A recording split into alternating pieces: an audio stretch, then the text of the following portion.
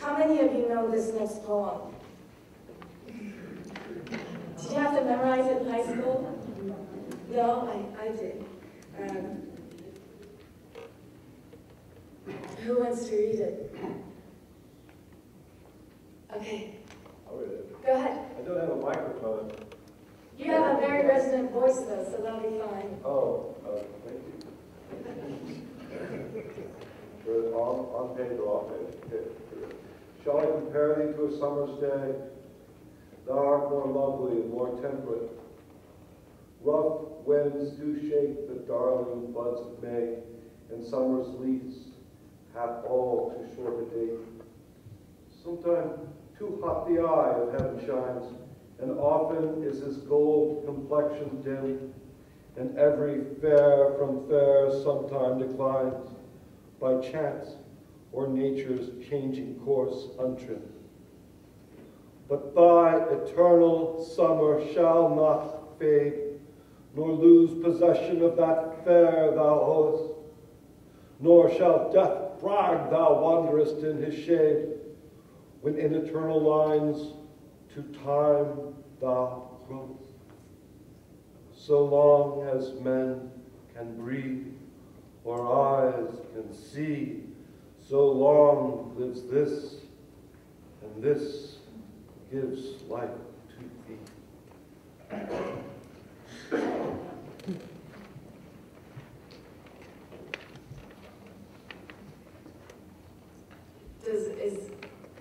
I imagine the couplet, especially at the end, affects all of you the way it does me. It's the key that's, do you feel it's trained? I just want to zero in on those last two lines. That was a lovely reading. Thank you. God did it. Shakespeare was speaking through you. And I mean that quite seriously, actually. First thing I'd like to draw your attention to in the last two lines, though those words are monosyllables, monosyllabic, I mean, syllables always have to be one. All those words are one syllable, compared to everything that comes before, right? This makes a huge difference, because everything that's come before is about time moving along and taking you in this train and then killing you off. And here in the last two lines, suddenly it's one word at a time. And when you say one word at a time, you're slowed down. An example is if you think of the word greenhouse, you clearly know you can clearly distinguish a greenhouse from a greenhouse, right? And saying a greenhouse, you feel the punctuation at the end of each word, right? There's a halt. And this is what's happening in those last two lines. You're being halted. Time has been carrying you along. The last two lines, suddenly time is slowing down almost to a standstill. So long as men can breathe or eyes can see, so long lives this, and this gives life to thee. You're being slowed down to the moment. Especially in the last line, moving from the second to last, you're slowed down even more, because in the second to last line, so long as men can breathe, it's more so long as men can breathe. There's still the alternation, which keeps things moving along a bit. But here, the as, so long as, becomes so long lives. So the offbeat, the word as, which you sort of skip over quite easily, becomes lives. Now that's a word that takes some emphasis. It's a verb. It's action. All our verbs when we speak take more emphasis as do nouns. A little word like as and so long as, you skip over it. So suddenly you're being slowed down even more.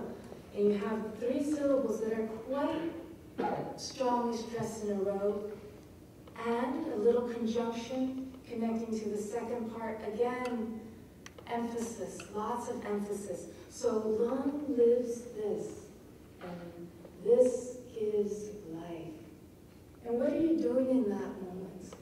Well, something happens to me every time I realize all over again what I'm doing, because Shakespeare has just told me, so long as men can breathe, and and eyes can see. Oh, he's referring to me. This moment, now, where I am seeing this, my breath right now, moving through me, saying these words, the energy channeled right now when I go, long lives this, it's being channeled. It's being moved to thee. It's giving life. And in that moment, my awareness of just the fact of life, because he's drawing my attention to my utterance. When I say this, so long as this, what am I referring to? This is referring to itself, the word being filled out by the life. And this gives life. And there we're invited to pause because of how he has arranged, again, the stresses. Because in different ways, I mean, it's reinforced because there is, as in the second to last line is not so stressed. So you have these groups of syllables and threesomes. Men can breathe, or eyes can see. So long lives this, and this gives life. So you see how you're brought, a pattern is training you to punctuate and flow this way, and life then takes more emphasis. Can I just make a comment there that it feels to me like it's so important that he's using the word live, because to say live, your tone has changed. Right. If you say long as, your mouth goes long as. Right. And if you say long lives, your mouth doesn't stop. And so there's at that level too. You could say so long exists. Right. You know, and you're doing an interesting thing there. I mean, lives, I think, is very important, and there's actually lots of is-sounds. Lives this, and this gives. And as I say these words, I don't know when you read, I find myself becoming very insistent. As that is sound, and that's that energy.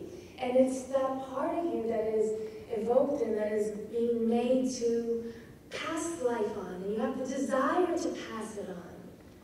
And the desire to make the people you love live on, right? And defy time. And all these feelings are being evoked in you because you're being made to summon that energy by those words and feel it move through you. And when you say, you try the word exist, so long exists this, just doesn't sound right. And I found that I love doing that. I'm finding some alternative way of writing a line, and that helped me see why what's there is so successful. So I fooled around with this, and I did. And keeping the iambic rhythm, you could say, so long survives this giving life to thee. Whoa! Doesn't that sound terrible? Because it's not, when you punctuate so long as this and this gives life, that's that passage. Over that little innocuous conjunction and, there's the passage of life. And that little and is centuries, because the life is being passed from Shakespeare over centuries to us. I mean, that's the most uncanny thing for me, is that I feel like, what is this? Is this when Shakespeare was speaking it, right? He was saying this. But that's that. No. Is this my moment? And they're the same this. And who's speaking right now? Is his energy moving through me? Is it my voice? It's the same voice every time. And so in this uncanny way, time has been collapsed. Supposedly time machines haven't been invented, but I think this is a time machine if there ever was one. And when we pause on the word life, which one didn't in my gross alternative, just that word, life, the F sound, that's the breath again, which he has said, drawing your attention to. As long as you're breathing, life. And then you say it, and you draw it out, because you've been invited to pause, and there's just that little two afterwards. So life, two, is much larger in comparison.